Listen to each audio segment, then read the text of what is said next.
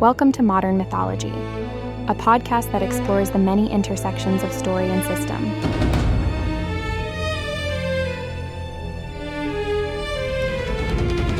For more information about this episode, articles, or links to our other related projects, visit modernmythology.net. The air is thick with sulfur and the oppressive heat of the molten lake below. The lake of lava bubbles and churns, casting an eerie red-orange glow that illuminates the stark, jagged landscape.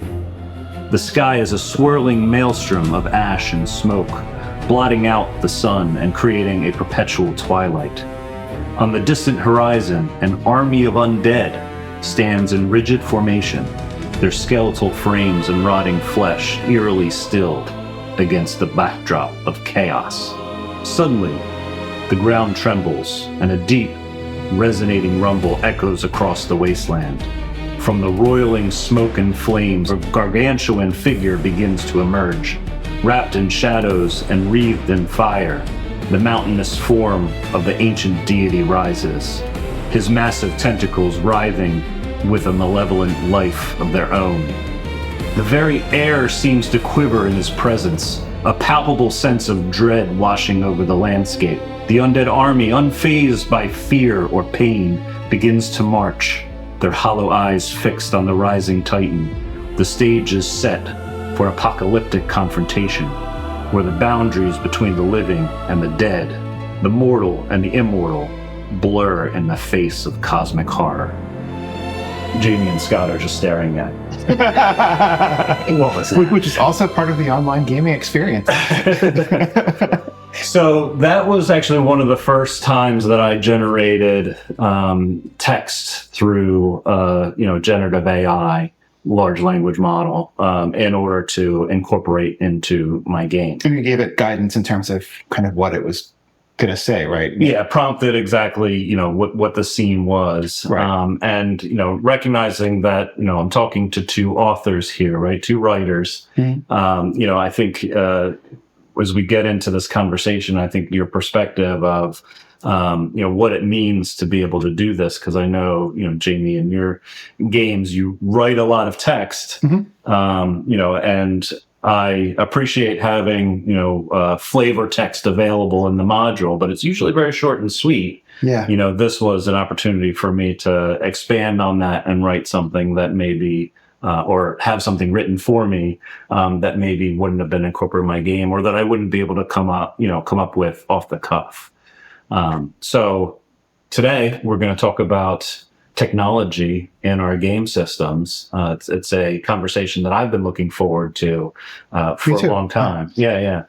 And so, want to frame this in terms of the technology that we've used over our lifetime. So, kind of talk about what things we incorporated into our game when we first started playing, how that evolved over time. I think there's a fulcrum that occurred, even with our games in 2020 with the pandemic, and how, the technology then evolved into virtual for us at that point.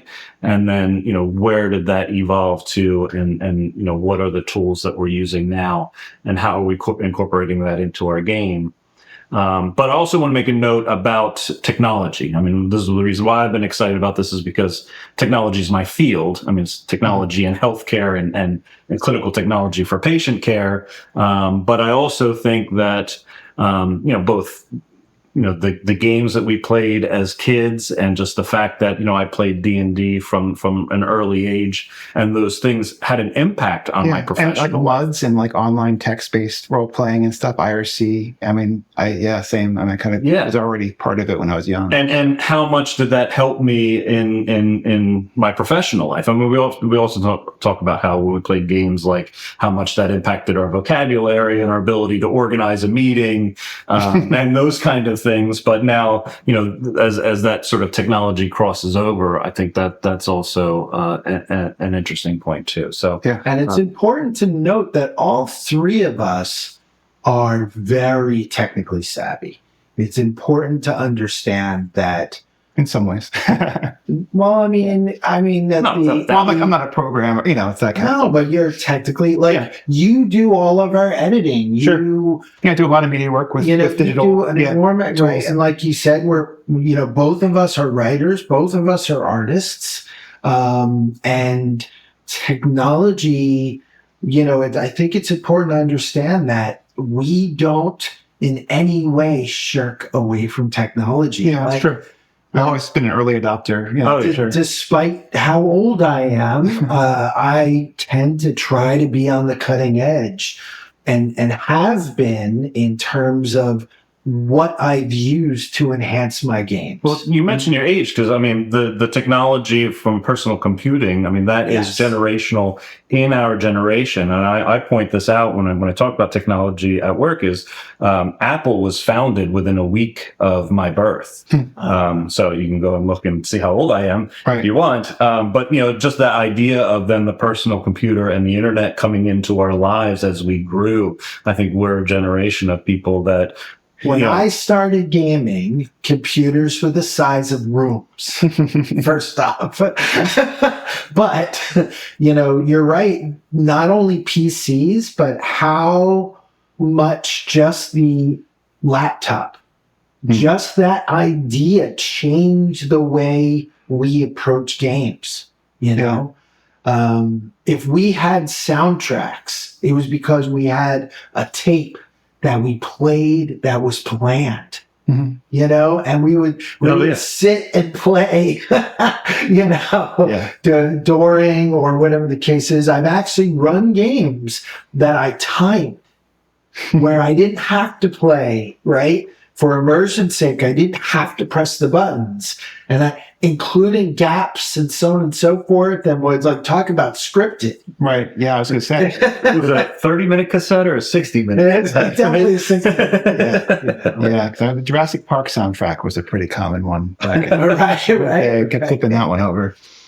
So there's a lot of things that I think people don't quite internalize when it comes to what technology is, right? We all had pencils, right? That's a good point, because I was going to say, how are we defining technology? Language is started technology. with a paper and pencil. Language is technology. I point out fire. Douglas Adams says technology is the thing that doesn't quite work right, which I think it kind of makes sense, because if it works, and I think he describes a chair as a technology, right? We don't call it technology because it works. It works. And then he goes on to muse, did they start with one leg and then decide to add a second leg and then realize that didn't work quite well, and then go on and eventually found that maybe 4 legs is the best option. But so that question then goes back to when we first started with paper and pencil, when I was doing what I call mazes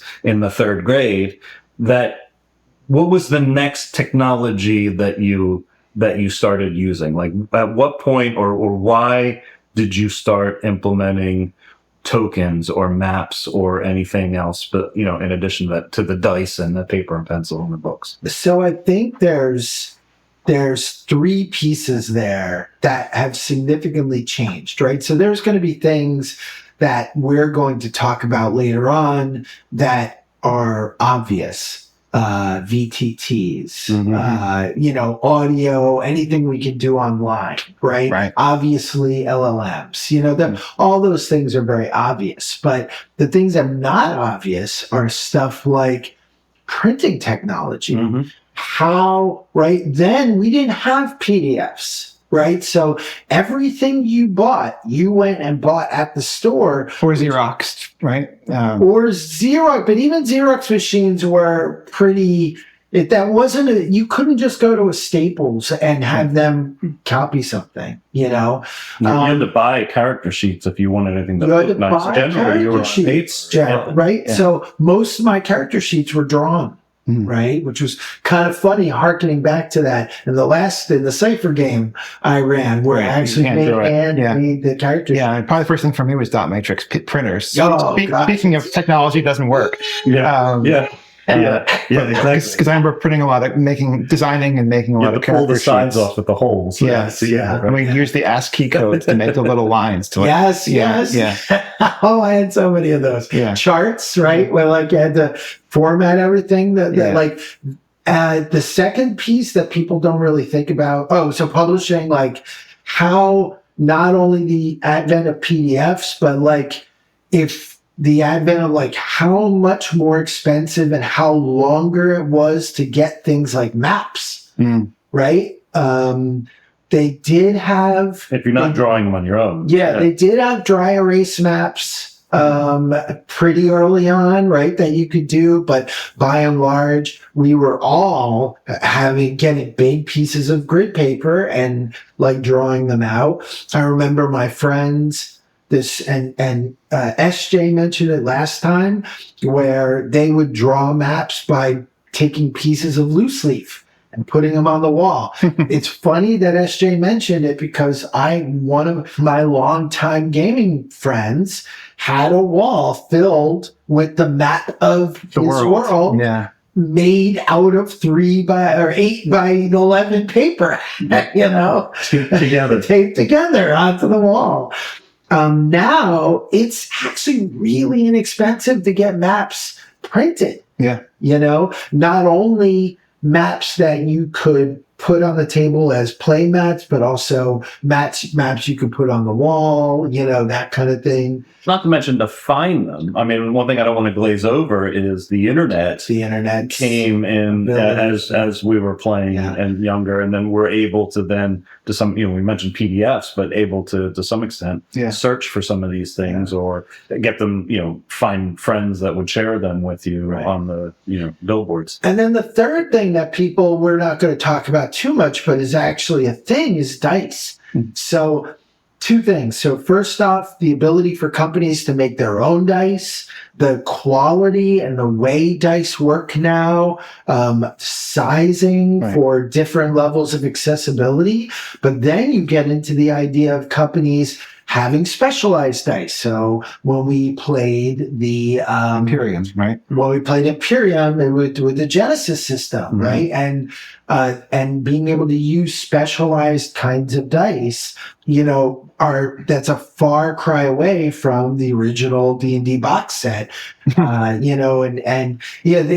funny. It's before, back in the day, you could tell how old somebody's D&D set was because eventually all those dice just turned into balls. The edges would eventually, wear down. Then you were filling them out with crayon. And that's a huge difference than nowadays, Which I love the fact that I want to get a set. They have foam dice. And I have a giant one, but they have a pretty decent sized set where it's basically fist size. Each die is fist size, and accessibility, travelability, being able to just roll them, you have some players who love throwing it across the room. Right. Let's not hurt people, kind of idea. So there's a lot of cool dice out now. So many, the metal dice and glitter dice. That's all from printing and would have been such the envy back in the day. This is something I haven't explored too much because I only really started getting into miniatures right before 2020, and then kind of fell right out. But it's 3D printing. It's like, because now you can make your own minis, and that's a whole other thing. So that's the question. So when did you start using representation, miniatures, or tokens on the I was late with that. Like for me, like 5e was really when I started doing it, and it's because I started getting into groups with friends like around 2015 or 16 where playing 5e, and I found it much easier to do actually because of all the aura sizes and whatever, and also just the style of play. I found it a lot more fun, and it kind of glosses over a little bit of some of the elements of 5e that I might chafe against in some ways. And even like the time it takes to play combat and stuff, when you're kind of playing, it's kind of like makes it not a board game, but you get that sort of element to it, and you're kind of sitting around the table with your friends and you have that element of it. It feels more game-like in a way, whereas I always kind of did theater of the mind before that. I play with a lot of players now that crave that or couldn't do without. Right. I think, and there's pros and cons, and we can get into that for sure, because it's true with physical minis, and it's also true with online play. Yeah. I mean, I think for me, it evolved sort of naturally because I think I started off with just sort of drawing it out on a piece of paper to say, Right. you're here, Yeah, I did monster's that here, sometimes. and Yeah. that kind of thing, just to kind of show. And then you would draw an arrow that, oh, you moved over here. And then, and that was that. But I then definitely started with tokens or miniatures with 3.5 for me early on. And I remember it was actually Heroes Quest figures Right. that I grabbed out. Well, GW in general. So Games Workshop for me, again, way long back in the day, because Games Workshop and Ral Partha were the big, were the big manufacturers to that sort of stuff. So I was playing with miniatures very, very early on, using HeroQuest Advanced, HeroQuest miniatures for a lot of stuff. Yeah. And then, I was just looking at this today, the old Ral Partha box sets with each of the the wizard, the fighter, you know what I mean? Right. They're terrible sculpts, right? Because everything was hand done, right? Which is actually kind of funny because there was a game in France called Confrontation, and the company was called Rapham, and they really changed the environment because their sculpts were gorgeous. Like they had like real professional sculptors who had, granted, game sculptors were professional sculptors too, don't get me wrong. Right. But we're talking about like real artists who were making these just absolutely amazing miniatures. Yeah, and now it's become like its own thing. And on YouTube, I sometimes just will watch the videos of people making like scenes and stuff with them. Were they all pewter back in the day? Like they were they were lead before pewter. Wow. They were sucking on them. So and you're right. It would be really interesting. You know how we see videos of progressions of things like country GDPs where, it'll show year to year to year how those shift. And I would love to see a miniature thing of like year to year to year. I don't have enough miniatures nowadays anymore to do that. Yeah. But I bet you somebody does. It'd be cool to see what that looked like, what painting was like, because quite honestly, like painting was very different back in the day. A lot of tools now. Yeah. Like art, like music, like character sheets, like the books that we're reading, and so forth. You could see the progression, like things just progress. You can't stop things from progressing. Yes, my current Burning Wheel game, I'm drawing and I'm making it look not quite as like first edition D&D. It's a little more sophisticated than that art, but I'm using some of those artists and some of that aesthetic to do these sort of like... Well, this is the thing. Of course, we can't choose for the world. We can't choose for the world, like kind of where it's at. But for ourselves, it's like you can choose what you want to bring in. Whether if you want to do it all by pencil, no one's stopping you. Right. Right. Absolutely. I do sometimes get that reaction where it's kind of like this is being taken from me. I can't draw. It's like you can still draw with a pencil. Like no one is stopping you. Or just requiring. Right. So like no, you can't use a tablet. You have to use pencil paper. As long as everyone's on the same page with that. That point. I would absolutely love a game where everybody has tablets in front of them. I think especially for like a sci-fi game, I think that would be fantastic. But then there's accessibility issues, right? Sure. And I'm an idiot. I will tell you all right now. I've bought Chromebooks for game tables. I told you before that I buy enough books for everybody, and I am not wealthy by any stretch of the imagination, which is where my stupidity comes in. Well, you come prepared, without a doubt. I come prepared and I come so that accessibility is not a question. Certainly if you have a requirement for everyone in the group, then they should have access. Exactly, because I want to elevate that gameplay. Right. But then speaking of being prepared, think about then the preparation it takes if you're bringing these things to the table.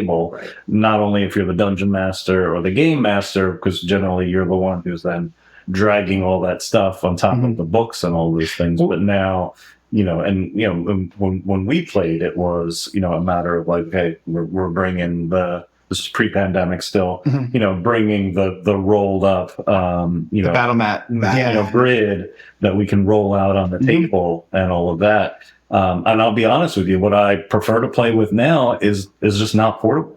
We'll get into what that is, but like that's been, that becomes more and more difficult the more and more things that you bring. And this is getting into the VTT thing, but like one of the things that kind of, I found very quickly with trying to run games is like you spend so much time on prep, setting things up in a VTT sometimes, especially if, kind of like my head is like more like I want to like figure out the setting elements. I want to figure out like have media elements, certainly. But like, it's like if I'm spending 3 hours on the token, like I start to get kind of like sidetracked by that stuff and feel like I can't get to what I want to actually do. And that didn't change. Like I just 2 years ago, I guess, I sold a whole set of the ceramic dungeon tiles from Dwarven Forge. I had like 3 whole sets of those. Right. And my wallet was the limiting factor compared to my imagination. Right. Because it takes so long to set that stuff up and design it properly, and you have a limit of number of pieces you can use, you have a limit to what models.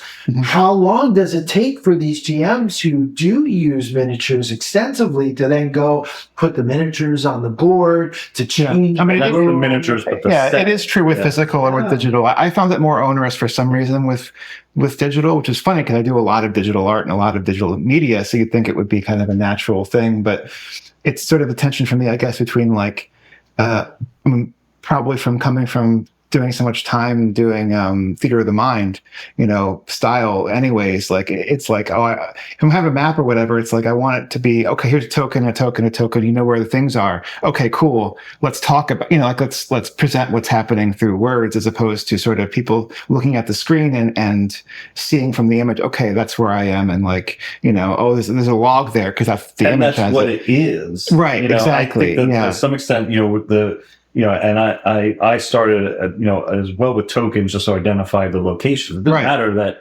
it didn't look much like what it was supposed to represent. It's just there. And, and even before I got into digital, with the pandemic, but, before that, there was this desire to make it more and more realistic, and I'm sure, we talk about miniatures all day long, but, just going out and then trying to find, okay, I need to find a miniature for this species, for this bad guy that I know is going to face. Right. Well, you hit the point where it goes from being representational in a sort of figurative sense to being representational in terms of like, what's happening in the game by looking at the screen or the board, as opposed to, it's just sort of like kind of like that, Yeah, it's and I think the other piece of the equation also, like for me, it's always been about presentation. And I don't mean just what you're looking at and is it pretty, but making certain that the technology does not get in the way to running the game. And that includes all of the physical stuff we were talking about, right? Is to make certain that if, like we were saying before with the tape deck, like I wanted music in my game, but it was very important to me that I was not spending too much time fiddling with that instead of actually. Yeah, I mean, that's definitely something that happens with VTTs very easily, where it's like everyone's sitting online waiting for like kind of like tech support to happen, Right. I watch a lot of actual plays and listen to a lot of actual plays. So many of them are, and this is what I'm terrified in my own streams, so many of them devolve into like 20-minute segments of how someone troubleshooting the technology. Yeah, I mean, definitely. And that's really problematic for me. Like, I don't want to sit around. It's hard to be immersive that way. It's a struggle. It's not even an immersive thing. It's just not interesting. Well, sure. I've had full sessions that I've been a part of that have just devolved because the technology is not functioning. Right. And this is more getting into, when we started using, virtual tabletops after the pandemic, but it would get really, really frustrating if you're trying to do something. And, and especially those early days after the pandemic started, when everybody started getting on Roll20, like to some extent the servers were getting overloaded. And then it was like, but the game would come to a stop, which was not good. So to go back to like, that's just a brief overview of like different kinds of technologies and what technologies affected things. In terms of your question of like, what was the first big technological jump? For me, it was probably printing technologies. For me, it was the ability to print out character sheets and stuff like that. I think the second big one for me was PDFs, because I was a collector, right? So if I'm coming to the game table, and God forbid I was traveling, I'm bringing 150 pounds of books, for some of those games. Plus, like searchable PDFs, that's a big step up. Searchable PDFs, because I mean, it's frustrating somewhat, because I feel like I get a better sense of a game or whatever from reading a physical book the first time. But when you're playing a session, I need to know this one particular rule. You save so much time if you can just type in that thing and find it, as opposed to like thumbing through the book and hold on, we'll get back to play in an hour. But you have to be adroit at that stuff, sure, because sometimes, like we found, it's easier to flip if you know the book, especially. Right. Yeah. Well, right. It's easier to flip than it is to search something. Absolutely. For me, with D&D, I prefer the books to any PDF, just because of that. Like I can just naturally flip to where I need to be at, just, because I know where to go. Yeah. So what were some of like before the pandemic, right? What would you guys say the big technological jump for you was? Like, what was the thing that really changed the way you run games? I mean, it's probably just printing for me, like with you. I mean, like I said, I was doing some role playing through text-based, but it was kind of like in my mind, and probably in practice too. It's kind of like a different thing, sort of like IRC gaming or MUD or whatever was like kind of this side hobby almost to it, so it's kind of a while before it became, probably beyond that, it was actually like Photoshop and image manipulation and stuff like that. But so you were bringing up images and bringing them to the table. Mm-hmm. Mm-hmm. Yeah, but that was definitely later.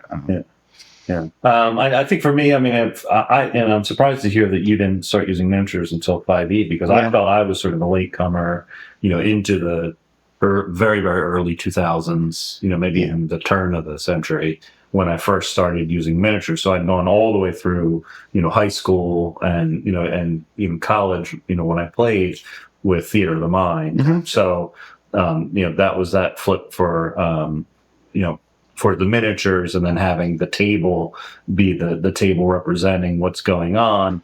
The other thing was music, like you mentioned, but for me it was, CDs that, I could put on the background and put on loop. Right. I always had, big honking stereos. The ability for people to burn music is a huge deal, because then you had like smaller production companies that were producing gaming music CDs, right? Yeah, that's pretty cool. Yeah, and you could just put it on repeat. Right. I want to mention that I find the music to be distracting when I'm running games. Really? I've had a number of games where I've planned to set up the music, and I'm like, this is perfect match for it. I try and turn it as low as I possibly can, but just because whatever it is kind of tinkling in the background or playing in the background, it starts to distract me and I have to shut it off. Interesting. Yeah. I find it really useful for building a vibe in person. Online, it can sometimes be distracting for some reason, not always, but sometimes, even though, like, at least with my headset and stuff, I can control, like, the talk back versus the level of the volume of the music pretty easily. So, but for some reason, like in person, it's like you're in that space, and so the music is part of the space or something. Yeah. I don't know. As long as there's not lyrics. Well, yeah. Okay. So like when I write, I usually, like, if I'm writing a novel, I'll make a playlist, but it's got to be instrumental. I can't have lyrics. like in the background. Yeah, well, and even just, I mean, you mentioned Jurassic Park, like that familiarity would throw me off. I've tried to use like the soundtrack from Bram Stoker's Dracula, which is an awesome soundtrack in and of itself, but just having it in the background, that it would just throw me off. But the stuff, just to mention, the stuff that you talk about that where people are generating now sort of background, sounds for a tavern or background sounds for a village. Right. Well, now it's like you can have all these modular elements. So you can like turn up one part and like you can actually basically do live mixing. I mean, then you get to the point where you have to have like a DJ basically, in the background. Well, sounds like a fun role. Yeah. Andreas does that sometimes for us. Yeah. I mean, like the idea, I mean, if you really think about it, it hasn't changed. It's just the acceptability has changed. Think about what we could have done back in the day if we had a producer sitting and running games with us. Right. Like managing all that stuff. And you'd sit down and have a meeting and this person would just be in the background. It's interesting. I ran a game at Nova, at the indie game that we've talked about before, and my son ostensibly was my producer and was doing a lot of like the background work, and that I could just focus and be the dungeon. I feel like I need that to run a game on the VTT well, if we're going to be using it a lot. Right. But even at the zoo, I'm saying, table, yeah, sure. There's, I was surprised about how useful that having an assistant GM is. Yeah, I played with co-DM in the sense of somebody assisting that way, but not in a setting like a Nova. Doing production. Yeah. More or less somebody that's like not ready to get their feet wet and actually DMing, but wanted to join the game somehow. It'd be really funny if that like they were doing like Foley artist stuff, like using weird stuff to make noises. It's only a couple games where I've actually implemented it, but one thing I really have enjoyed is having someone who kind of does the production, but also is like your co-DM in terms of playing like longer running NPCs and stuff. The difficulty with it is then they have to be really integrated with the story and what's happening. You don't want to just like, oh, you're playing this guy today, and they're really critical of the plot, but you'll figure it out, the generic NPC. Right. Yeah. No, it's, One thing I want to talk about that I don't think we really will probably cover too much, but I think is important because it's not something a lot of people consider, is accessibility. So there is a lot of technology now. A guy I know, Russell Collins, produced a game called Tears of the Machine, which was like a teenage mech kind of story game. And one of the things he did was set up as part of the purpose of the game, set up a accessibility version, like I don't know if you had a Braille version or whatever the case is, but we really don't think about that stuff. Like, are we doing our online play, especially since we're streaming and so on and so forth? I don't know what the technology looks like to do to allow for like closed captioning and things like that. I mean, there's some decent-ish, kind of auto caption generation and stuff like that. I mean, it's not 100%, but it's gotten a lot better because I remember using it even back in like 2019 and 2020, like early pandemic days, where like you look at the auto caption feed and it would be like half gibberish, and it's gotten better. Most stubs, right? Yeah, it's definitely gotten better with that. I mean, it's still, it's not ideal, but most people can't afford or have the time to have someone who's actually doing it manually. Yeah. If anybody out there is familiar with any of those accessibility pieces, particularly for our podcast, and the streaming, like I've never watched a stream that had words on the screen. And I think, we're so used to that in social media. I think maybe that's something that we should look into for our media. Yeah. So did anything else we wanted to sort of cover in terms of like pre-pandemic, like technology? Obviously computers were a big part of that. Like, I think my games changed because of computers. I think you're right. Tablets to some extent as well, like the iPads and things like that bring to the. So I think some of that started to get incorporated at the table. Music's a little easier to handle on a computer than it was, you know. But I mean, if you think about like the laptop that you mentioned, the iPad, and and I've got a lot of players now that use their phones.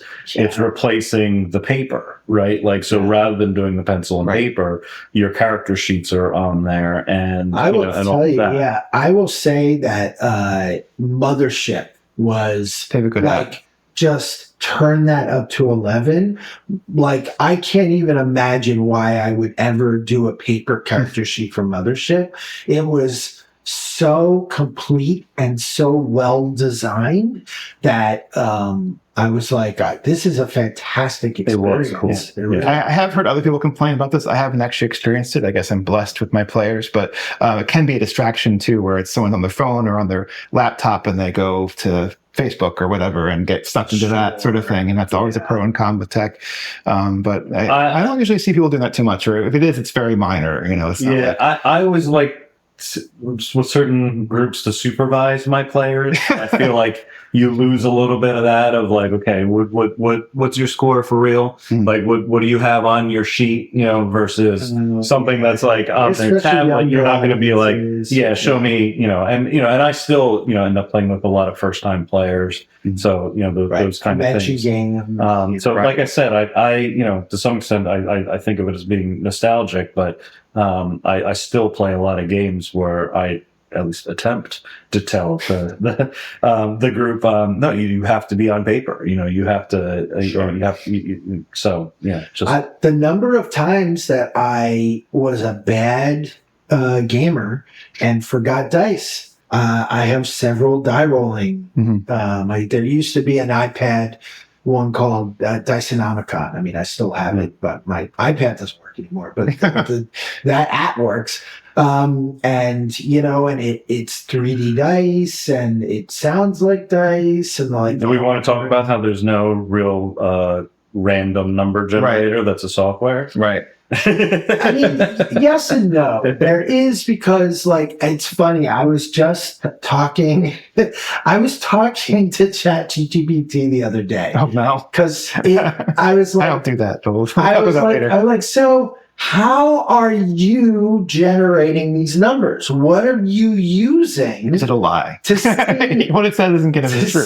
Well, it couldn't really give me a good answer, which is interesting, because I'm like, I would think that it would at least know how it's making its own choices. No, it doesn't know anything. But, in case most people don't know, a lot of random generators now that are not heavy encryption use what they'll do is they'll look at the clock at that time. Right, that's the old school way. Yeah. Right, and then they'll be like X number of decimals into the milliseconds. This is a number. What number is that? And that's usually, it's really hard to control. Yeah. I mean, because I remember programming those on a Tandy back in the day, and and it was just but it wasn't actually truly random. But in terms of rolling a D20, Tandy is to our young. And it's an ancient computer used by very, very old people. Never mind a trash 80. That's what I was using. As my kids would say, from the 1900s. Right. That hurts. 1900s. I say from the 19s. Yeah. It's from the 19s. Now there's a wall of lava lamps that runs the encryption on, I forget the name of the security company. Because like dice, it's physical, but it's physical, and it basically, there's cameras that look at this wall of lava lamps and make algorithmic decisions based on where all of the bubbles are. And that's wild. Insane. I love that. But it has to rely on something physical outside of the computer. Outside the computer, so that it can't be hacked. Right. Right. That is a funny thing about GPTs, though, because they are statistical, and so they are probabilistic in that way. But they, you still can't get a real very random number. Right. it won't tell you what's going on. Well, that too. Yeah. Well, what I When was you're asking the question, it's I was actually training ChatGPT to run Burning Wheel.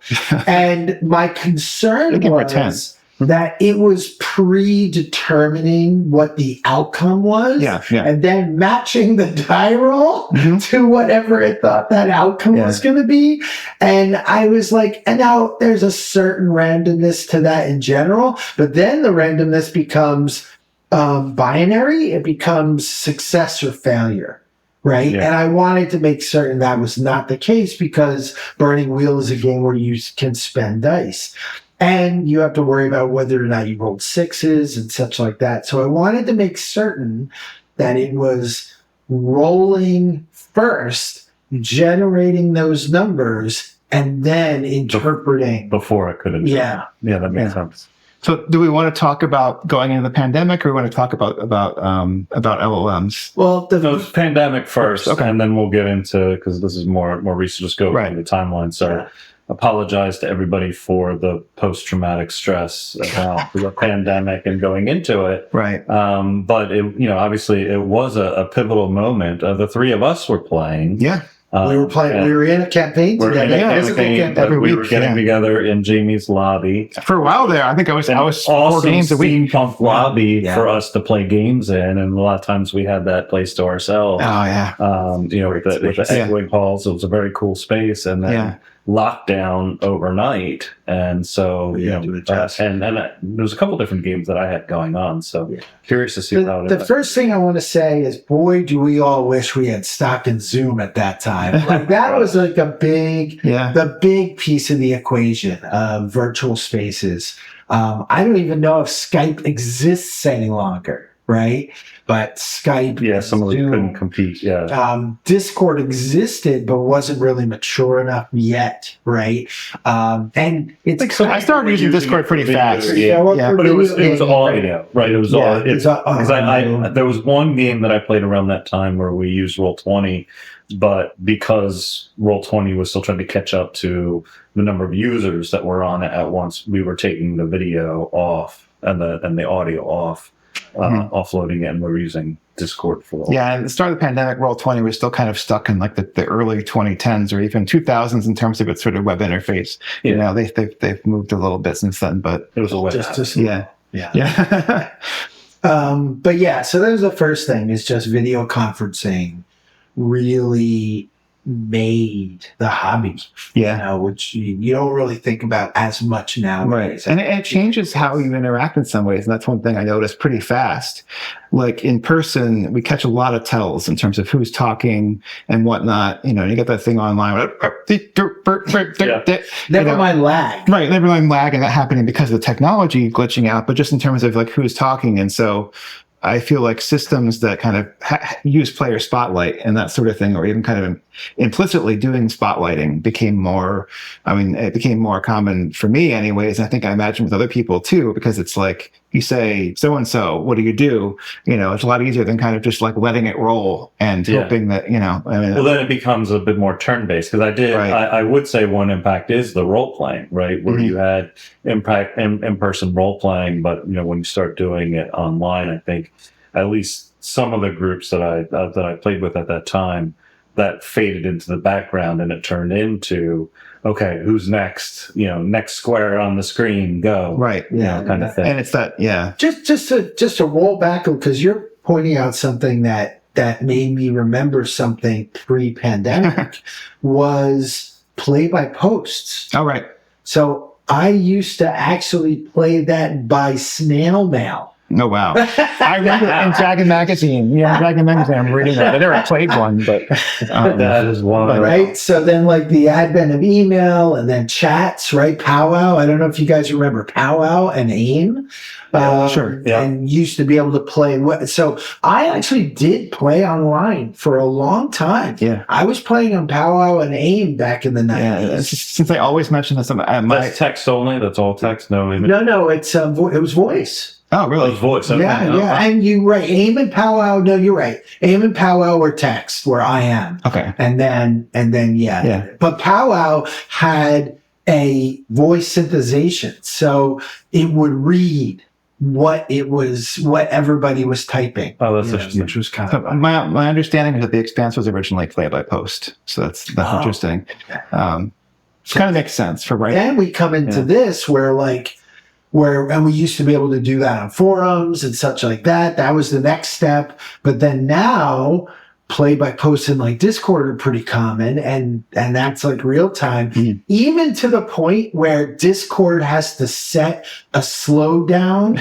where you're not allowed to post too many times in one, so to give other people enough time to respond, But imagine playing play by post being like actual mail. And we think combat takes too long, right? I do enjoy the writing element of RPGs, even though I obviously enjoy something that RPGs bring that I can't get just from writing. So I should experiment with play by post more. Boy, it was big. It was really big. I don't think some people really recognize how huge that environment was. Like people sitting and just writing and building, and most of it was not even, there weren't even rules involved. A lot of times it was just like, this happens. What do you do? Well, my character does this. And then you're writing a narrative. You're writing a narrative, and then like you're having conversations. It's almost like an exquisite corpse then in a way. 100%. 100%. It was really, really, you'd be shocked how intrinsic that was. I'm not sure. One of my campaigns, the party members will write little narratives in the downtime. Mm-hmm. So I've used it more for downtime. It's kind of like a Google Docs kind of ongoing thing where you've got the notes and things from the time that you're playing, but then once once you're away from the table, they start posting some things, in between about their characters just to add some flavor to it. I've definitely used it more for downtime interactions because of the sort of pacing of it. It's a lot easier than, like doing combat would be difficult. If you're trying to use like traditional, D&D rules or something, it would be very slow. Keeping people's attention. Yeah, well, that too. Yeah. So I just wanted to go back and talk about that, but let's, so the pandemic hits. And obviously online play, again, I was doing a lot of online play prior to the pandemic, but it really did change how we... And that's when I started, and it went from, 0 to, like I said, 4 or 5 games a week. I was running 1 or 2 and I was playing in the rest. And how did it come up with us? Like, because I wasn't really aware that that existed. That capability, and we were all just stuck at home, and then realizing that we're not going to be getting together in person. Honestly, because I'm not super keyed into the gaming world in some ways. It just seemed like the obvious thing to do. Yeah. And I saw everyone else was doing it pretty fast. Obviously, it wasn't that out of touch. I started the Roll20. Was it in my Roll20 server that we were using? I think the first time. Yeah, in the beginning, because I had been using. So you knew of it, and that you're like, hey, here's something that we can flip to. Because my other groups also flipped to it. And I think maybe I was introducing it, or maybe it was just coincidence. But if I remember correctly, it was actually the Discord server that I had developed and the Roll20 server that I... I actually started running the phone cycle game on Slack, actually. We weren't playing live on Slack, but we were doing all the text-based until we were like, this is silly, let's do Discord where we can do both. I remember you trying to incorporate the dice roller into it, right? We were trying to get the Discord connection for the dice roll, and we're trying to figure out how to get that to work. So again, just thinking about, we really had to fiddle with the technology and spend a lot of time prepping the technology itself before we could even get into playing. Right. So there was then a lot of that going on very early. And that was a challenge with the game we were playing, because the ongoing game we were playing had been this very long D&D game where, part of the goal for me was kind of, it was sort of nostalgia in a way where, we're going across the multiverse, we're going to incorporate every D&D setting we can, and we're going to play to 20th level. We actually didn't make it, we made it to like 18th, I think. But still, at that point, we were like, 14th to 15th level, which 5e characters at that level, there's a lot of moving parts. And to just start playing online with that many moving parts out of the gate was definitely something. we used miniatures a lot more in the live version back then than we did in Roll20. We didn't use a lot of miniatures in Roll20 for To start. a game. Yeah. You know, Yeah, we were using it for images, Like generic which I thought tokens was a change of pace too, and it wasn't just that game, but when we played with Jason too at one point, where he would use NPC pictures or setting pictures, and usually just find it. This was before LLMs became popular, so it would just be whatever he found on that matched kind of his mental image. Definitely. which is really fun because that's how I use VTTs now. Is I just bring up images. I just use it to bring I've said a lot too. I'm not saying, I love being able to share an image. And that's one of the big pros of playing online. I mean, you can do it in person too, in some ways, obviously, if you're set up for it, but just being able to call it up, and I had me thinking actually about how instrumental just the art in all the books was, and how, being able to bring that element to it is so big. I was just going to say that, Tomb of Horrors, and a couple of that line, they really started to have these full page art spreads that you could be like, it looks like this, and that's really sort of, for a lot of my games, what I was going for is like, you're walking down the hall. This is what the hall looks like. I haven't done it yet, but I would love to have a setup for players where they can look at a space, because that's what Tomb of Horrors was really about. That's what that art was for. How do you interact with this space? And computers and online gaming gives you a much better way to do that. Well, to a point. and it starts to get into how realistic are you trying to make this. That the images are great games. because it sets the scene, it sets the feeling and the emotion behind it, and all of that. But now, if you're trying to use the grid on the virtual tabletop, and now taking those miniatures that you were trying to buy and make as realistic as possible, you're getting the digital tokens, which, by the way, you had to buy, and I did, and I spent an amount of money on, they're going to come across these dragons, so let me go out and get the but not even just I didn't even like the round tokens. Like, I got the I would get the virtual versions of the miniature for the board, and then the board had to look as realistic as possible. And then it ended up being what you described earlier today was a 1998 video game, which I think is a very apt explanation. Something you're playing Pool of Radiance or whatever it is. Right. Prep and everything else. Yeah, for sure. And you guys don't even know half of it, I don't think, because we haven't even talked about Tabletop Simulator. Right. So Tabletop Simulator is all 3D. I mean, you can run it. It's literally a tabletop. And you guys know I play a miniature game called Infinity, and Infinity had a huge, they were trying to do it early on before the pandemic because it was inaccessible. Like, you'd be out in the middle of nowhere. How are you going to, it was 4 hours to get to the nearest store to play a game with somebody. And it's not something you could do online easily. So these were 3D rendered, entire tables. Huge, Infinity is very terrain oriented. So it's 3D. And, the company, Corvus Belli, actually provided a lot of terrain. There were groups of people that were working together to make all of the miniatures. So people who were professional painters would actually 3D scan all of their miniatures for people to be able to use. And we were using real miniatures. And I can only imagine that there's got to be crazy people out there that are running D&D and stuff like that. Yeah, I mean, Wizards had their ill-fated attempt to use Unreal Engine and create, sort of a 3D version, but it failed. I didn't know. Unsurprisingly, but not because it's a bad idea, but because it's Wizards. We won't go into that.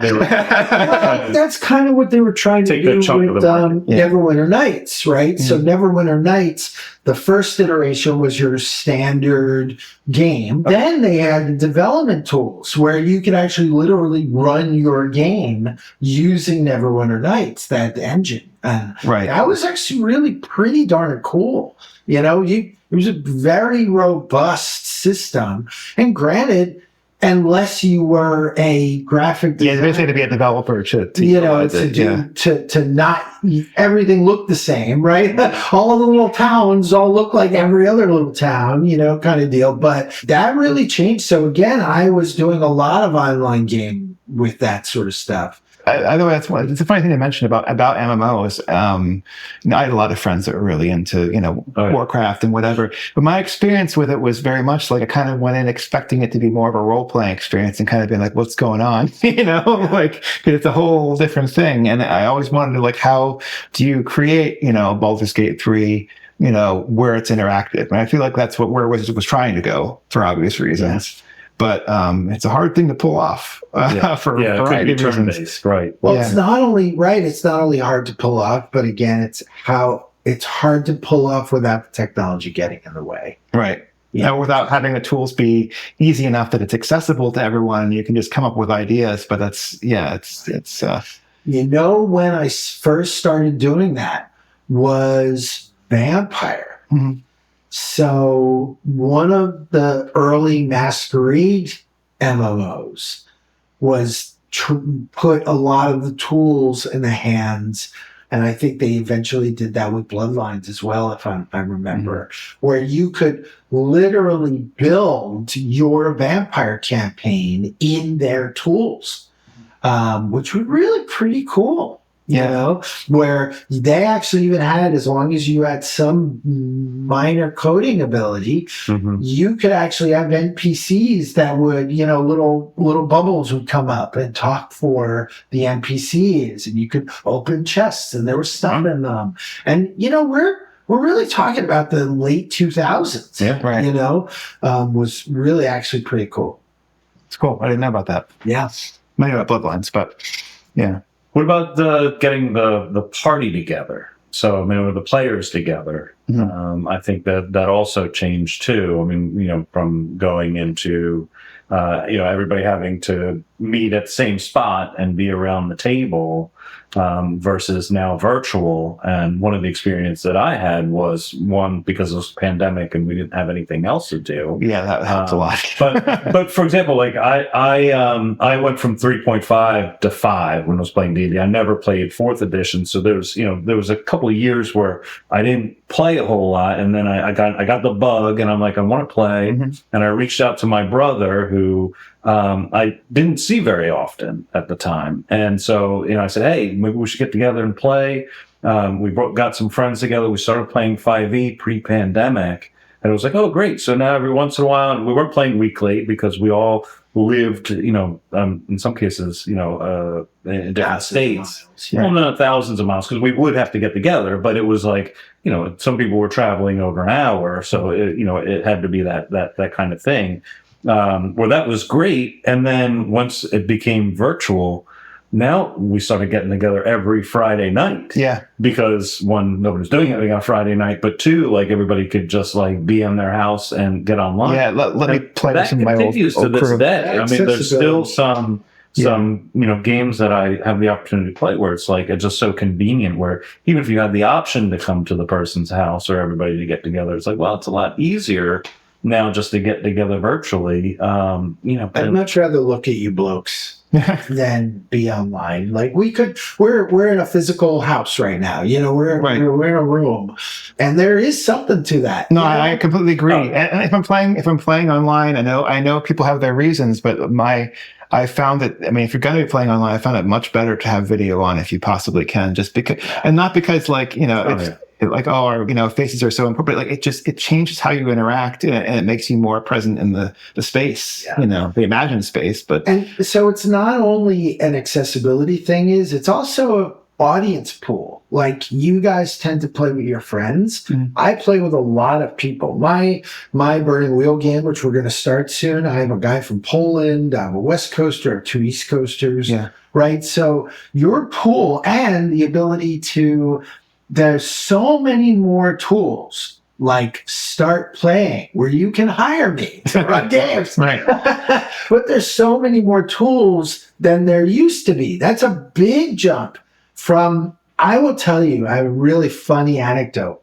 Back in the very early 90s, late 80s, early 90s, I moved to a new city. And I was like really having a hard time finding a job and finding a place to live. And of course, I moved for a girl, but that's beside the point. And I was sort of fed up. It had been like 2 weeks, and I hadn't really gotten a nibble yet. And so I'm like, fuck yeah, I just went to, and here we go, kids. This is how you used to find games. Mm-hmm. I went to the local store. Yeah. So I was very lucky that near Philly there was a local store. And they had a bulletin board, an actual board with pins in it, the people saying, hey, we're doing this game. And I answered one of those little ads. And, back then you weren't as worried about serial killers for some reason. You'd answer this ad, you'd show up at some stranger's fucking house, you'd roll dice, and don't you know through that person, I got a place to live and a job. Yeah. But that's a big deal now. Like the pandemic really gave us another venue and gave us tools to get together, to schedule our stuff, and so. I mean, you glazed over it, but I mean, just the fact that on Sunday you're playing with somebody who's going to be in Poland. Yeah. Right. While you're playing, that's just wild. Yeah. No, I mean, I have been very fortunate to play internationally for both Infinity and for role playing.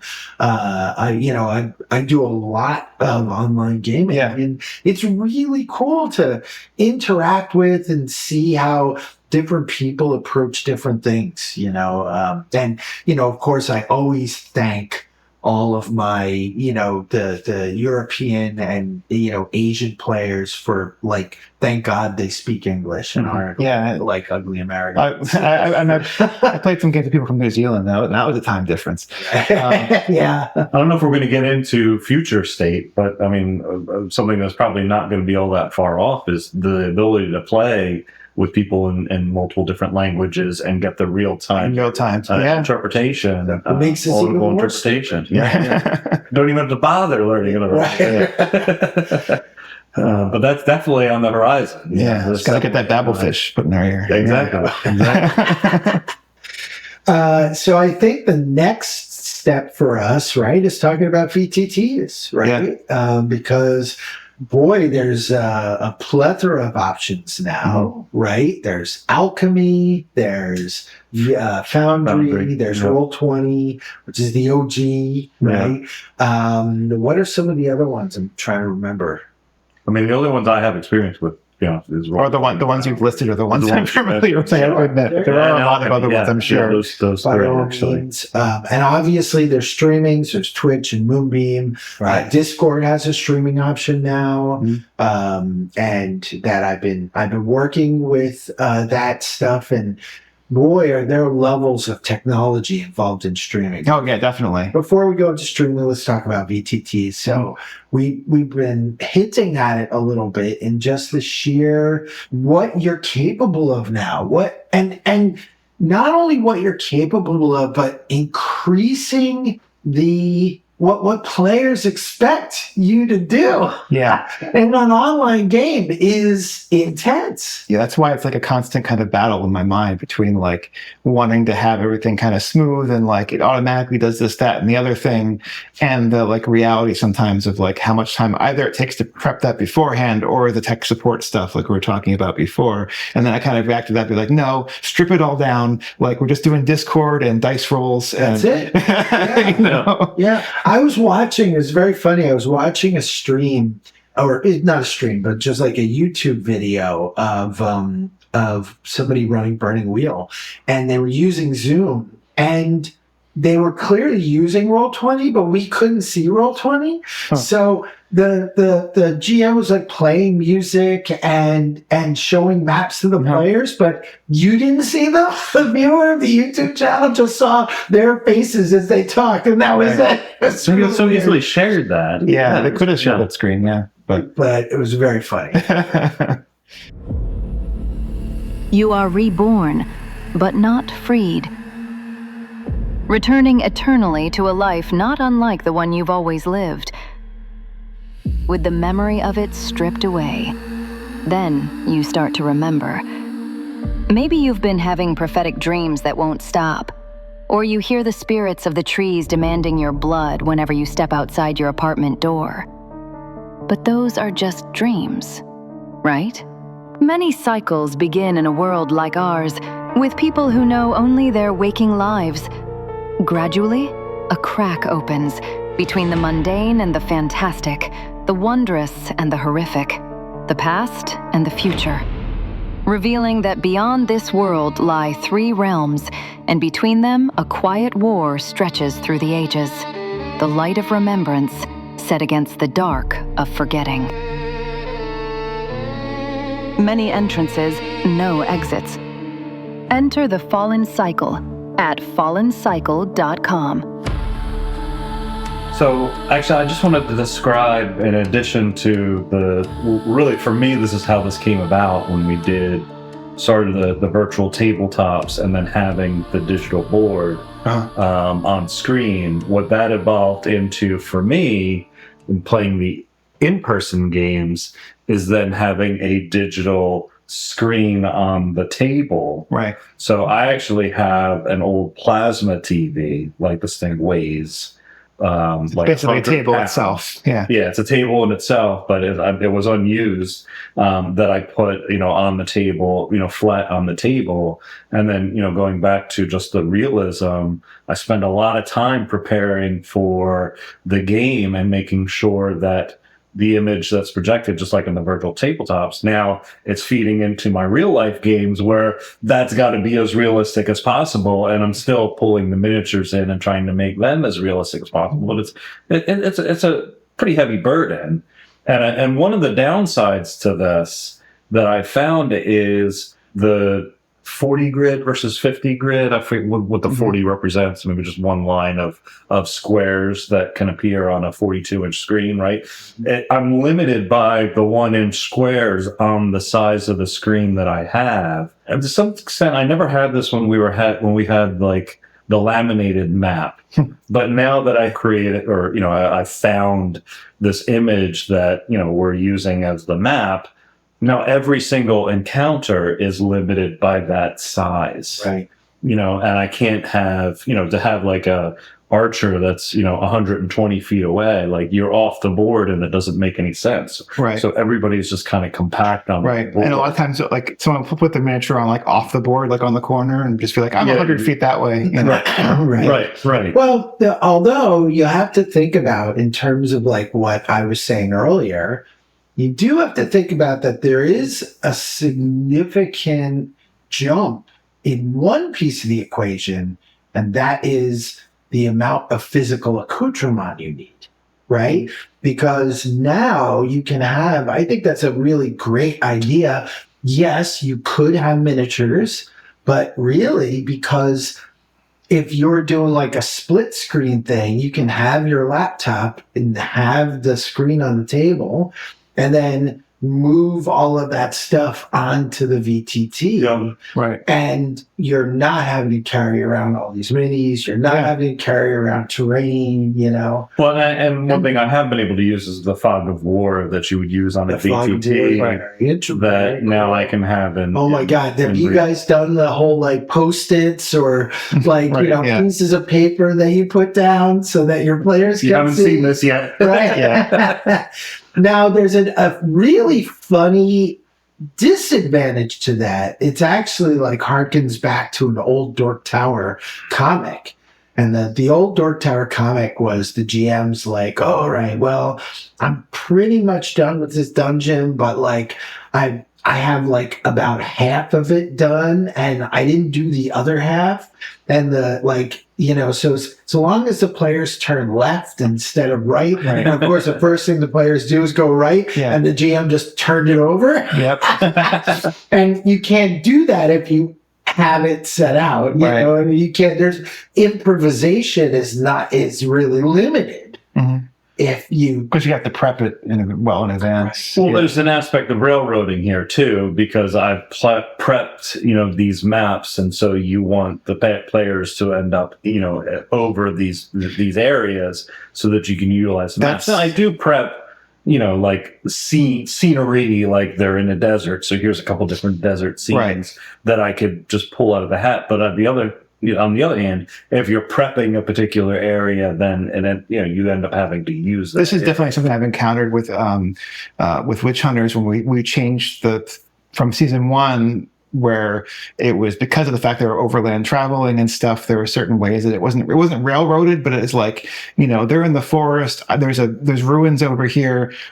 Where else are they going to go? They're going to wander off into the forest randomly, but they're going there. I can plan for that. Whereas now we're in a city, and a lot of times it's like, if I don't know specifically doing this thing or going to this place, it's like, if I had to prep, 7 different locations, because they might choose any of those different things, so that's one of the reasons why I've tried to scale down sort of the maps and the images of that way, because it's hard to pre-plan sometimes in certain situations. Right. That, or unless you don't want them going shop to shop to shop. Well, yeah.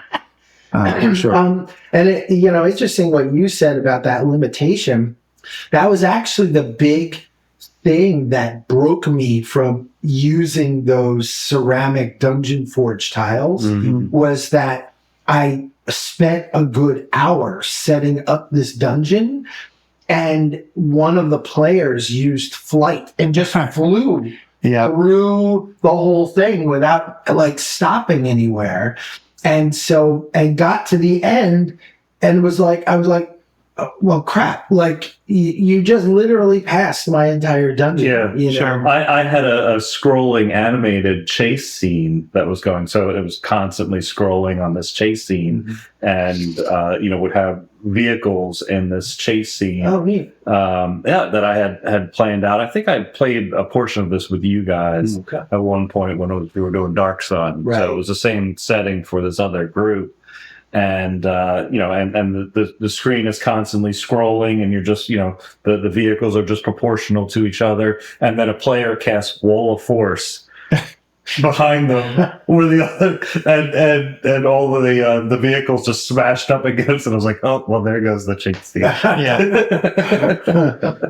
I mean, that's the thing we love about RPGs, but also as a storyteller or DM, it's like you love and hate it at the same time, because you want to be surprised by the players, but at the same time, like, oh, I planned that thing, I planned and it does all of these tools do limit certain aspects of how we would run games. Yep. Because we talk about all of these games that have systematic pieces. In a virtual and VTT environment, I am very compelled to make certain those are represented visually for the players. So in games like Trinity and Burning Wheel, where you're dice spending, I want to make sure that they know what they're spending the dice on, where it's going. I want to have that visual representation of what's happening. Yeah, because otherwise you could, with dice pool systems especially, I love being able to you can even just use the dice as representative of dice, so you literally have a pool that you're using for something, right? And but I will say that that, like you said before, you just don't understand the layers, and it's twofold. On one hand, you're like, wow, in order to do X or Y, I have to learn this whole new skill set. I have to figure out how to do it. But then there's the problem of, I know it does this new thing that I think is kind of cool. You know? I probably wouldn't bring music to the table, but it's really kind of pretty easy in Foundry. So now I need to learn. Oh, wait, nope. And then I need Jamie to write music for me. Right. And now, and it takes up. There's a layer on top of that, the end of the tavern. And pretty soon you're basically directing a movie. How do we get from an 80s RPG video game to a film? TV movie,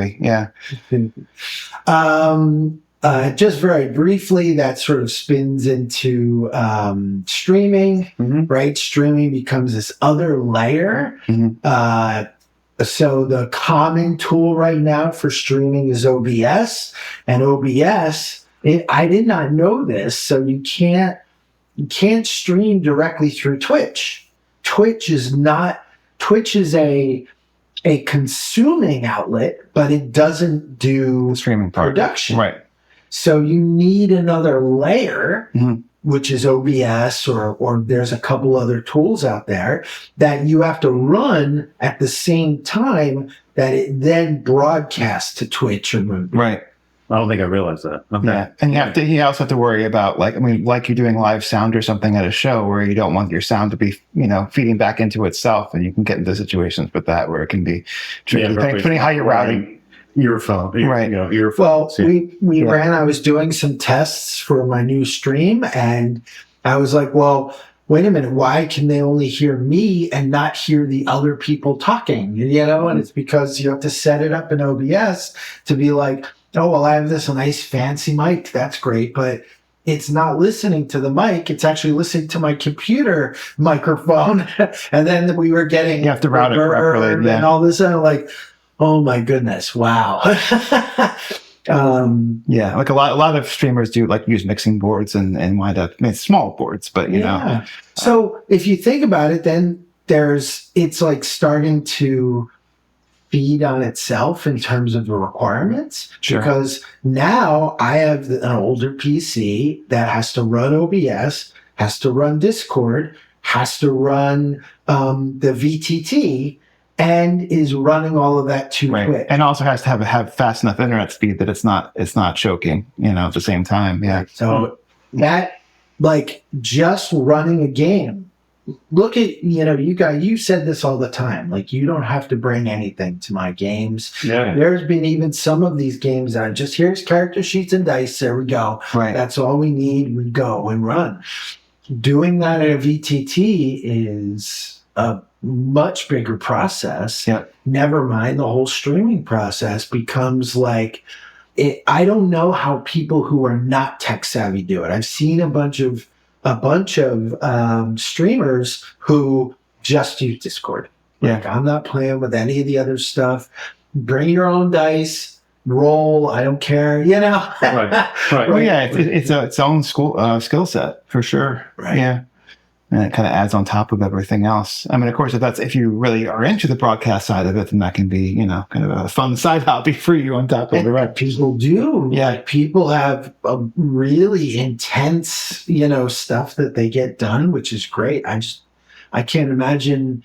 Yeah. I just can't imagine having that much time. I mean, I think there's also, it can get frustrating too if you don't know. Yeah. I mean, like, of course, like, generational stuff can be overdone and oftentimes is overdone, but I think there is somewhat of a generational element in terms of like people who are like really just conversant in like TikTok videos, Instagrams, or, streaming. It's kind of like sort of native thing. Cause like, video editing isn't like my primary background or anything, but I have some familiarity with it. Like, I've done work, and like, when I tried to do some like basic like Instagram stuff or TikToks where I was cutting between things, it's like, this is, a lot harder than it seems like it should be with kids who are just kind of like, boop, boop, boop, boop, boop. Here's my TikTok with like 15 different views of me. And like, and just making fun of people because they can't cut out the very first part when they click play or record, Yeah. And that actually brings us into the next piece that we're going to talk about, because a lot of times you're using AI.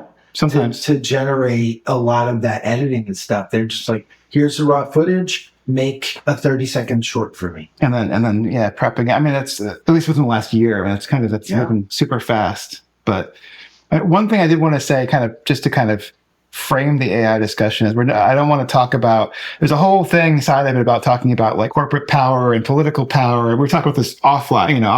Right. It's a good conversation, and maybe we'll have that conversation, but on the show. But like, it's not. It's a whole other thing. So like, I'm just talking about within the context of private games between people.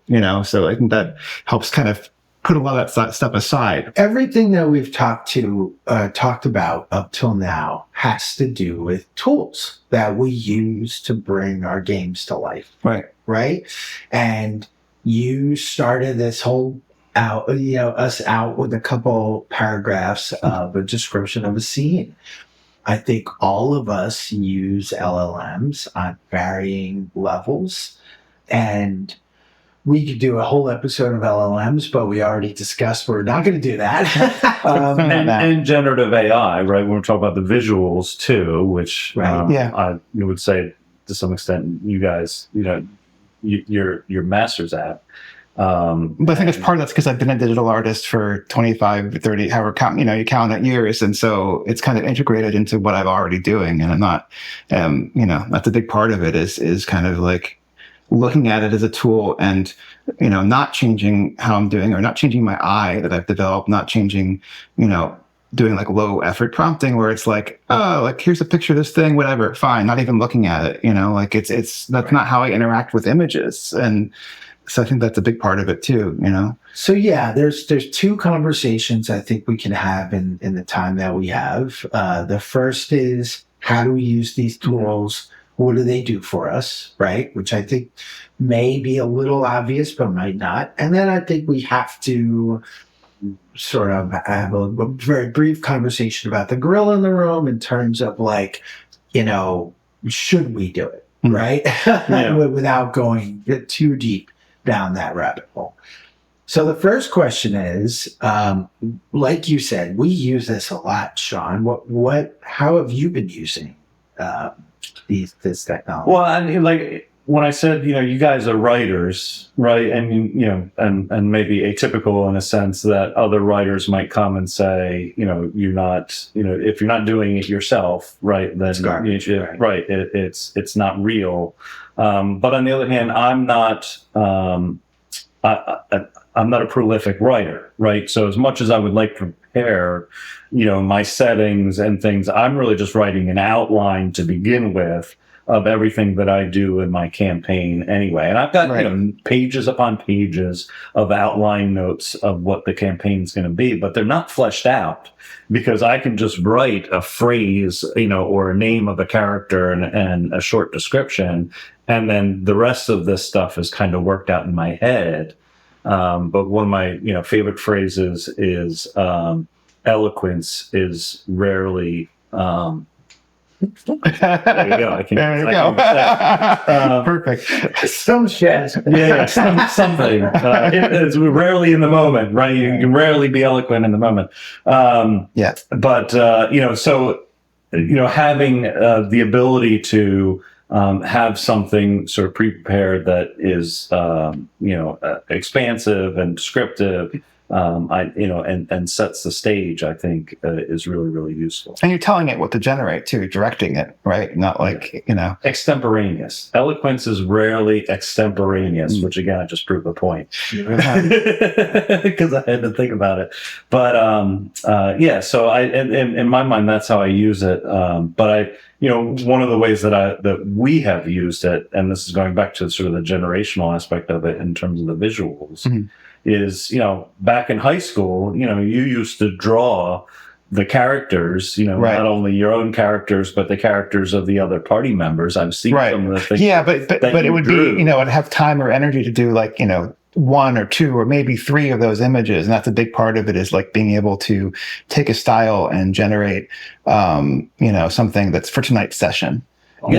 Which is like, I could draw it if I had a month, and it was a really special thing for you to be able to draw that character because obviously, you took the time to do that. But, now you can draw something, now you can create something that's hyper realistic, that's so much more descriptive. That's exactly what, in the setting, that's exactly what, you want. Well, and you can draw a sketch to show what you want. And you can then provide previous work that has your style.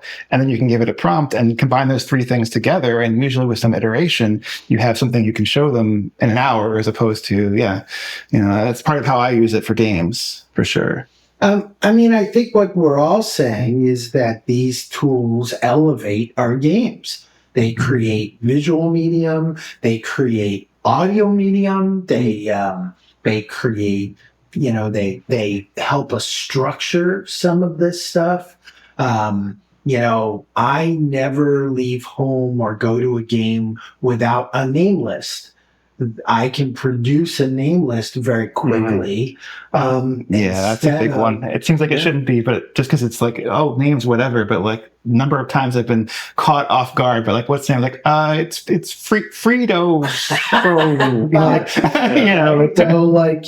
My our Saturday group was making fun of me because now, whenever somebody asks me somebody's name, I'm like, this is the person, this is what they look like, this is, and then it generates a couple names. I figure out which one I like the most. Usually they give meaning in the other language, right? Because in our case, we're doing a Japanese game. Right. And I've not only prompted what I want, but I've also it's given me a list of options that I am then using my expertise to choose, that I know this is going to be something the players are going to hook into, are going to be able to pronounce. The meaning is more in line with what I'm trying to do. And there's a risk of failure thing there too, which is one of the big metrics I always use, which is like, so if it gets one of the names wrong, it doesn't actually mean that.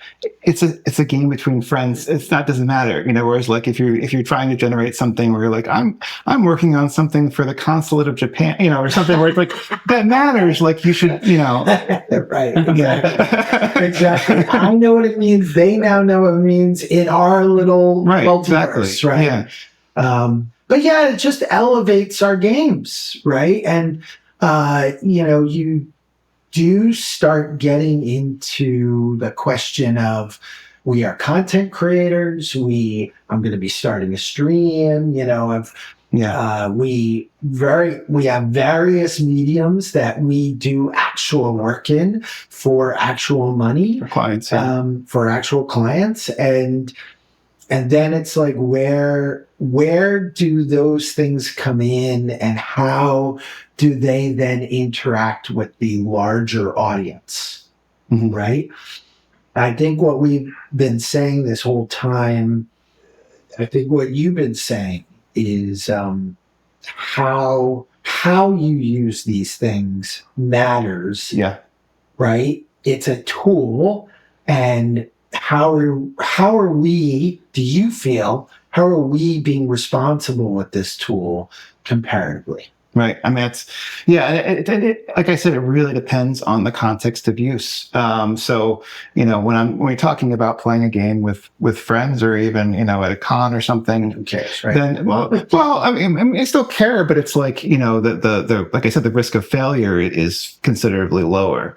The amount of fact checking, for instance, that I do for something varies a great deal depending on what it is. And this is true before LLMs. I mean, I think that's one thing people lose sight of a lot of times, is like, a lot of the things that people are concerned about with LLMs are potentially accelerated by them, but they're generally things that have been the case already, if you did not fact check that wiki page, you're an idiot. Or if you trust that every image you see on the internet is, verbatim truth, before LLMs it's still a problem, It's just the barrier for entry has gotten lower. And the crossover too, I talked about, my profession, in healthcare, and this is going to date itself very quickly. But when we think about these LLMs, or any generative AI that I use at work, that I use very operationally, in the context of presentation, things like that, you do have to make sure that it's accurate. But what we're not doing at the moment, and again, this is going to change by the minute, is using those same generative AI for clinical decision making, right? Because we know of its limitations in that. That's important.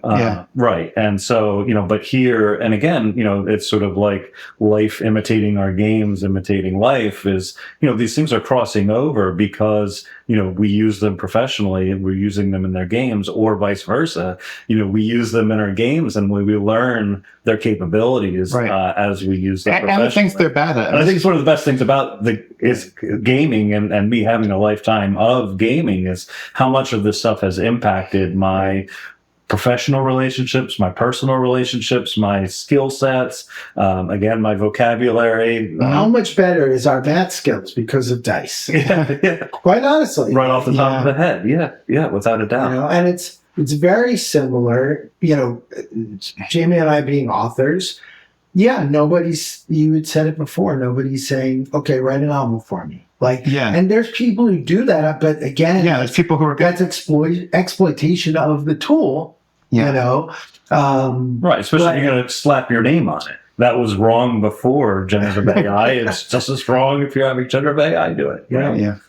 That's what I keep kind of coming back to, is that, if if it is doing it for you in the sense that you aren't writing that book, then, kind of what are you doing, right? If you're using it in certain contexts within writing a book, like for instance, the book I'm working on now, that cyberpunk novel, based on the campaign, I'm not having it write it for me, but there were like 300 or 400 pages of outline that I went through and like helped it. I used LLMs to help kind of make a beat list. And then I wrote from the beat list. Exactly, right, right. Hey, by the way, here's my context.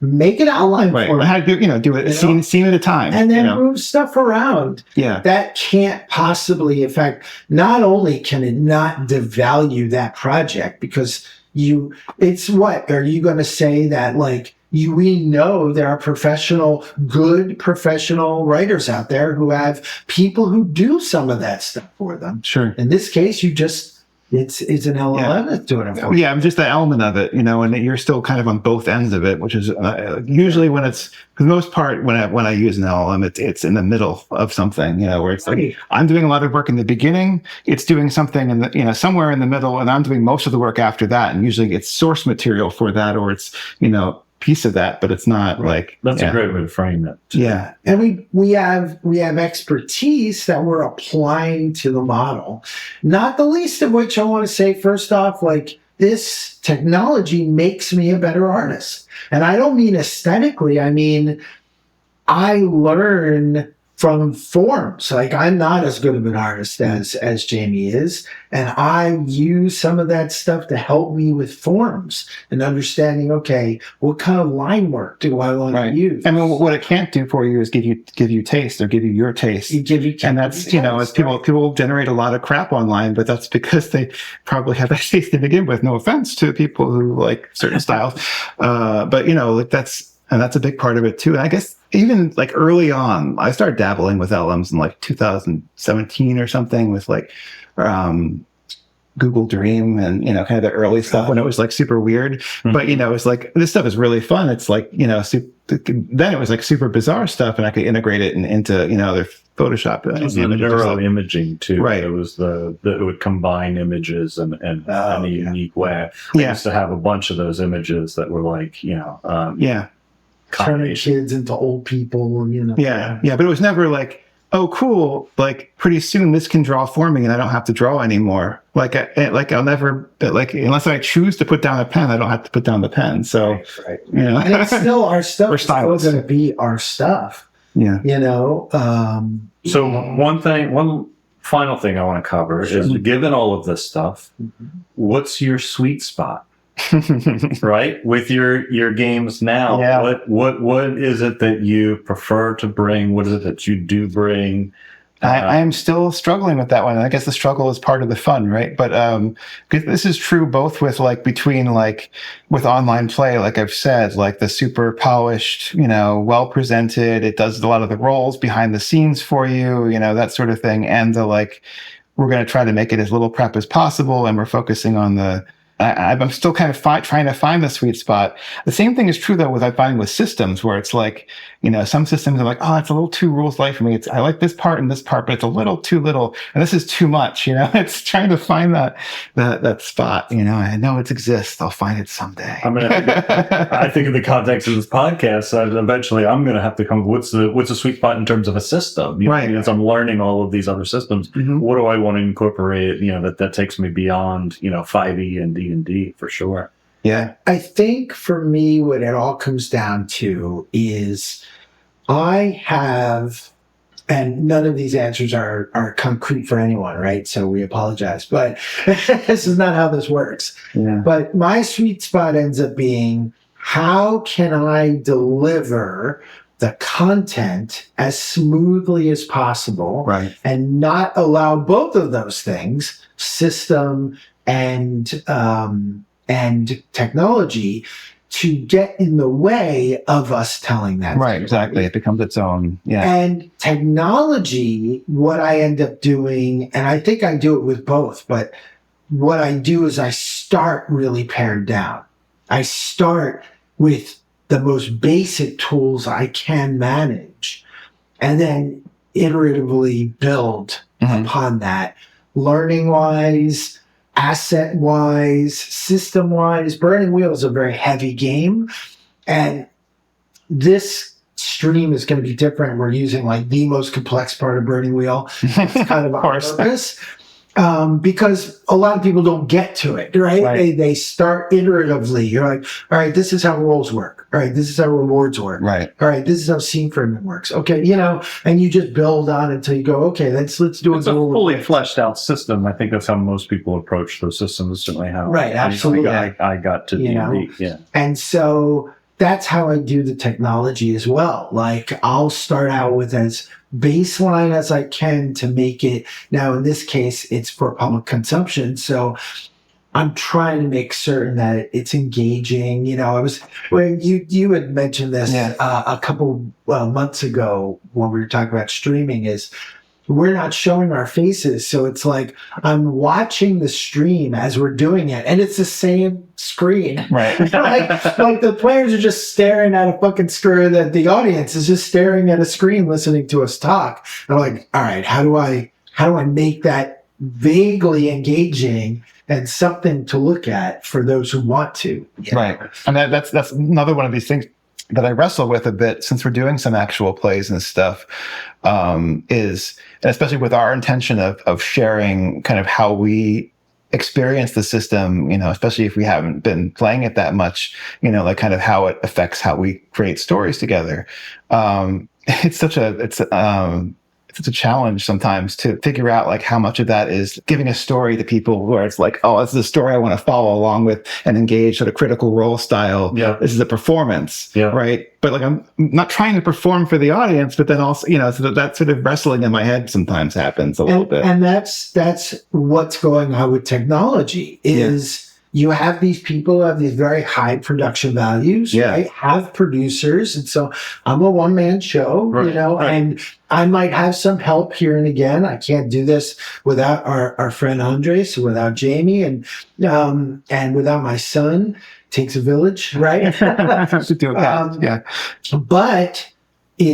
I have to be okay with a certain level and hope my audience will appreciate building with me. Right. Who knows in a year what my streaming's going to look like. But right now it's like, just focus on our voices and we're going to play a cool little game. Like, keep it moving. Just keep it moving. That's, I think, really the key to technology is learn. I think we have a growth mentality. A lot of people who, and again, this is not meant to be disparaging, but a lot of people are like, I'm only going to play D&D because they don't want to learn a new system because they have all the books. Right. That's great. And, we at least hope that the reason we're doing this podcast is that you'll go, but I want to elevate my game. I want to bring new things into it. I want to mix it up. Or I can bring some of those things into D&D. I mean, even D&D itself has been affected by story gaming. Exactly. Yeah. And that's what I'm looking forward to doing. Because honestly, it's been a couple of weeks since I've gotten together with my the group that I play D&D with. Well, one of the groups. And and looking at it now from, after playing a lot of these other systems going, damn, how am I going to move things along? How am I going to get combat to be that much more engaging? Right. How, I'm going to get role-playing more engaging, maybe incorporating some of these other aspects to other systems without turning off the people that are just there to play D&D. And I say that as, someone who just a few months ago, would have said I was one of those people. Right. So, cool. Yeah, that's awesome. So just real quick and just describe my sweet spot is, where I'm at when I play that D&D 5e game. We talk about all the technology where it's evolved to is now a hybrid session. I've got people that are at my house playing, and I've also got people virtual. Right. Nice. So post-pandemic, right, there's people that are across the state or an hour or more away. They stay at home and they play online. I don't play with a virtual tabletop, but I do play with the screen, the plasma screen on end and the map on there. But in order for the people online to see that, I've got a camera over top of it viewing that with the miniatures, and we move the miniatures for them.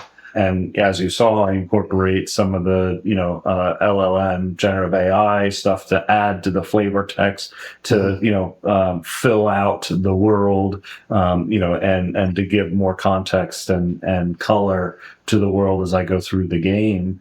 And really now just trying to, improve the engagement from the combat to the role playing, and flipping back and forth, because I've got some players that really like the combat and I've got some players that really like the role playing, and they get disengaged when those other things. That's a whole conversation. That's probably a new episode. Yeah. Just a really quick, funny anecdote. When we were starting to do all of the virtual stuff, I had one of the big elements that is missing in virtual games is food, right?